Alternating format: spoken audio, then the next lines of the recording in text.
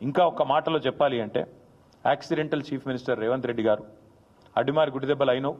ఇప్పటికైనా ఈ సొల్లు బంజి. ఇప్పటికైనా తెల్లారలేస్తే కేసీఆర్ని తిట్టుడు, రంకలేసుడు, బూతులు మాట్లాడుడు, దివాలాకోరు మాటలు మాట్లాడుడు, తెలంగాణను శపించుడు, తెలంగాణను తెల్లారలేస్తే దూషించుడు బంజే అని చెప్తా ఉన్నాం. నేను ఊరికే అనట్లేదు, ఏదో దుగ్ధతో మాట్లాడట్లేదు. తెలంగాణను ఎవరు తిట్టినా, తెలంగాణను ఎవరు దూషించినా, తెలంగాణను ఎవరు కించపరిచినా ఇదే పద్ధతిలో జవాబిస్తాం. ఎందుకంటే నువ్వు సిగ్గులేనోడివి కాబట్టి, మూర్ఖుడు కాబట్టే తెలంగాణను ఒక క్యాన్సర్ రోగితో పోల్చినావు.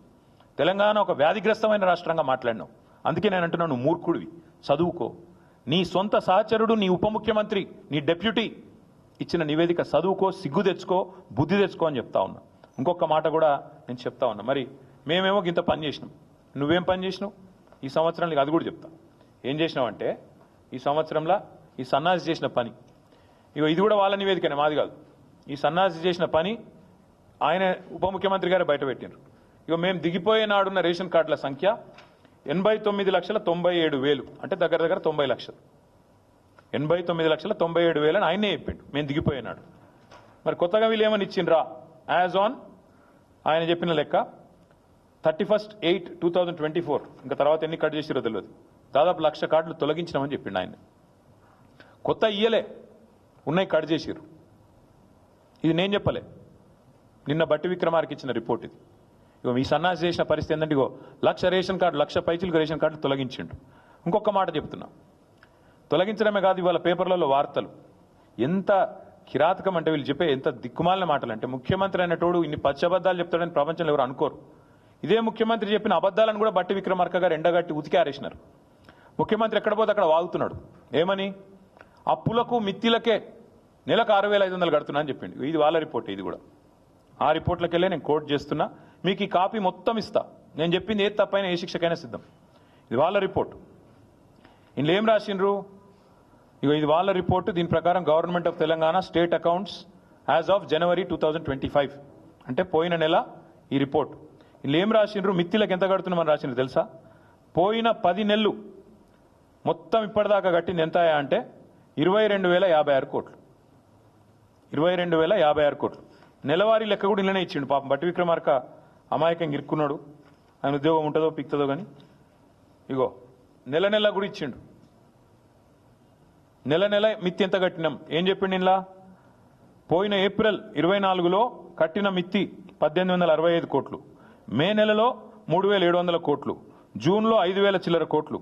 ఇట్లా ఓవరాల్గా మన్నించాలి, ఏప్రిల్లో 1,865, మేలో 1,864, జూన్లో 2,200, జూలైలో 2,200, ఆగస్టులో 2,304 కోట్లు, సెప్టెంబర్లో 2,689 కోట్లు, అక్టోబర్లో 1,965, నవంబర్లో 1,928, డిసెంబర్లో 2,475, జనవరిలో 2,499, మొత్తం కలిపి 10 నెలలకు గాను కట్టింది పోయిన ఏప్రిల్ నుంచి మొన్న జనవరి దాకా 22,000 కోట్లు, అంటే నెలకు 2,200 కోట్లు.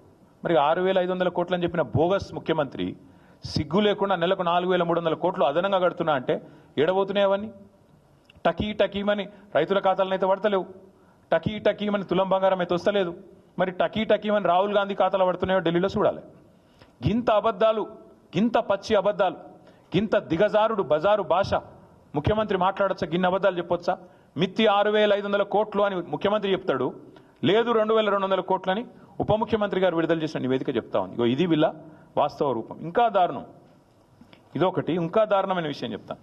వీళ్ళు ఎట్లా చెప్తారంటే ఏదో మిత్తులు బాగా అయిపోయినాయి, రాష్ట్రం అప్పుల పాలైందని దిక్కుమాలిన మాటలు మాట్లాడతారు. మాకు వాళ్ళు అప్పచెప్పిపోయినాడు, ఇది వాళ్ళ గ్రాఫ్, ఇది కూడా నాది కాదు. మాకు వాళ్ళు అప్పచెప్పిపోయినాడు మిత్తిల విషయంలో, మిత్తిలు as percentage of interest as percentage of SOTR, అంటే రాష్ట్ర ఆదాయం ఎంత, దానిలో మిత్తిల శాతం ఎంత. మాకు అప్పచెప్పినాడు 2014లో రాష్ట్ర ఆదాయంలో మిత్తిల శాతం 21.64%. మేము వాళ్ళకు తిరిగి అప్పచెప్పినాడు కేవలం 17.19%. మరి ఇటు మిత్తిలు పెరిగినాయి అంటున్నావు, మరి రాష్ట్ర ఆదాయం పెరిగింది చెప్పవు. ఆ రోజు మీరు మాకు అప్పచెప్పినాడు మిత్తిలు రాష్ట్ర ఆదాయంలో 21%, 21.64%. మళ్ళా మేము మీకు తిరిగి అప్పచెప్పినాడు 17.19%. ఇది చెప్పవెందుకు? ఈ గణాంకాలు చెప్తాయి కదా, నువ్వు చెప్పపోయినా నిజాలు. అంటే రాష్ట్రాన్ని అద్భుతంగా మీకు అప్పచెప్పినాం, మరి మీరేం చేస్తున్నారు? కేసీఆర్ చెప్పింది నిజం చేస్తుండ్రు. ఢిల్లీ పార్టీలకు తెలంగాణను పరిపాలించుడు చేత కాదు అని తేలిపోయింది. కాబట్టే ఇగో ఇది పేపర్ల వార్త ఈరోజు. ఇది ఈరోజు వార్త, ఈరోజు పేపర్లో వచ్చిన వార్త ఇది. రాష్ట్ర ఆర్థిక పరిస్థితి గరిష్టానికి, ఆర్థిక లోటు గరిష్టానికి వీకింది, సన్నాసులకు పరిపాలన చేతైతలేదు.